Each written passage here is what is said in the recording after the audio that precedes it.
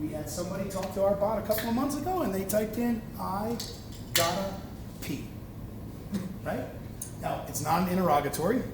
The bot did not understand it at the first pass. Now, the bot did what a bot does and says, you know what, can you try again? Here's what I can help you with. Here's where you can go. And they came back and they said, where's the bathroom? Oh, yeah, I can answer that question. Right? Then the bot learns. Right? The bot learns, I gotta pee, is like, where's the bathroom? Right? So it's getting smarter all the time.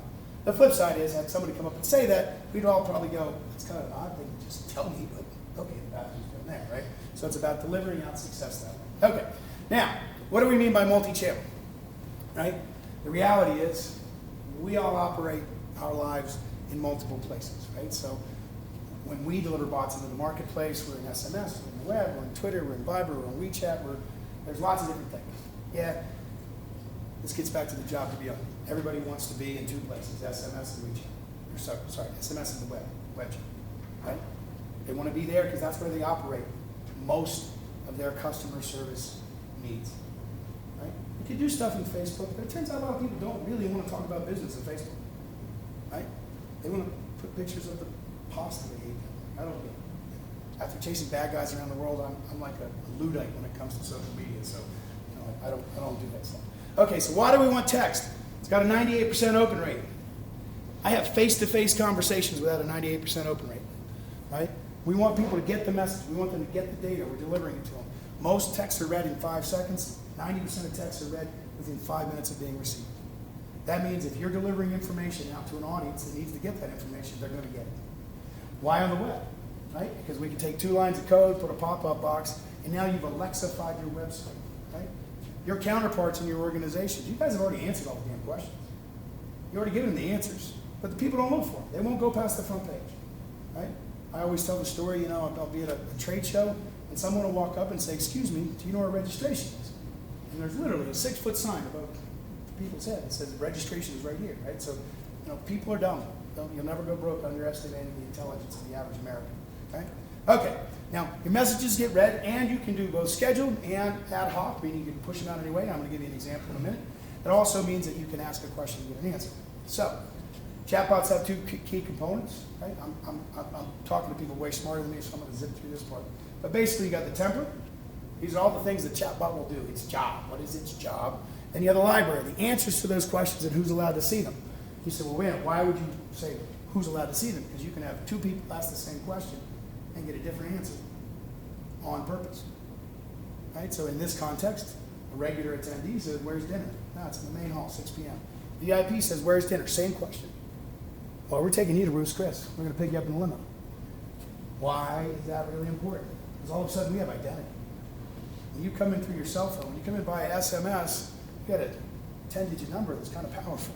I know who you are, which means I can deliver your personalized information and your personalized information and your personalized information, which makes it very powerful result. Very powerful result. It's a very wonderful customer service experience. Now, as you were talking about earlier, theoretically, you can have a chatbot or an AI machine do anything. But rarely are any of our customers going to have enough money to be paid to do anything. So you got to choose between scope, how much do you want it to do, and scale. For how many, for how long, and on how many channels. So in our world of the chatbot, I can build a chatbot for 12 people, 12 executives in a boardroom. I can build a chatbot for 100,000 people in the stadium. I've done both. Clearly there's a different scale, right? I built chatbots like we hooked a bot to Eventbrite for this event, right? I think it got done yesterday, so I'm not sure it was well publicized. But that's a very narrow bot that's really only supposed to say, here's where it is, here's the agenda. No, there's not Wi-Fi. That's pretty much what it's supposed to say. Right? And I've had bots that are answering tens of millions of questions about an event, right? Okay, so you come back to this concept of ask a question, get an answer, ask a question, get an answer, ask a question, get an answer. What happens when it doesn't know? We call that an IDK. What's that? Just say it doesn't know. Yeah, literally it says, I don't know, right? There's different ways you can do it, right? So, in this particular example, it understands the question, but it doesn't have the answer. So it's telling you, hey, I know what you asked me, but I haven't been trained on that. Alternatively, it'll say, you know what, I just don't know. I did not understand you. It does not compute. Right? Try again, simplify. Because we'll get people like, this is one of my favorite IDKs. Let me back up. There's only 2 reasons you get an IDK. I don't know, it's an IDK. The bot knows the answer but doesn't understand the question, or the bot's not been trained on the answer. Very binary, right? So one of my favorite knows the answer but doesn't understand the question. Hey, I just landed at LaGuardia. I'm really excited about the keynote speaker today. I called an Uber, but it's raining today. Looks like it's going to be about 45 or 50 minutes. I'm not sure I'm going to be able to pick up my ticket, but I definitely want to get it. What time is it? I don't know. And the bot said, try again. What time's registration open in the morning? Like, okay, bot got that. Right? So it's about narrowing the scope of the request. Then you say, okay, well, what about the one where it's not portraying the answer? If you ask the bot for this event, what's about the Wi-Fi? The answer is we don't have it. Right? You know, people spend most of their time, most of the IDKs are actually people trying to bust the bot. Hey, is Bob wearing boxers or briefs? Right? You know, one of my favorites, and I can show you an example. We're the official bot of the University of Utah lacrosse team. We launched at their inaugural D1 game on February 1st this year. There's a stadium full of lacrosse fans, including teenage boys, and our number one IDK was send nudes, right? So they were all asking the bot to send in nudes. And so we actually gave it an answer, which is, I don't know why you want them. Here you go. It's a picture of 5 shades of nude lipstick. And then my tech team got involved, and they said, okay, so they sent him a picture of the motherboard, like, take a look, you know. So it's a little bit of everything, right? Again, you want it to have a little bit of fun, okay? But most importantly, the thing to remember, you know, in the world of chatbots is, if the bot's not trained on a question, that's okay, right? Because one, you're learning what your customer really wants to know. It's the voice of your customer, the truest voice of your customer. What do they want to know, and exactly how are they asking it? You have a written record of all of it. More importantly, you're going to be able to move them to another channel. So in the world of customer service, think about what you do. Like, how many of us do this? You know, you go to a website, you don't get what you want, you send an email, you don't get what you want, you make a phone call, you don't get what you want, now your customer service caring, you're like, let me talk to your manager.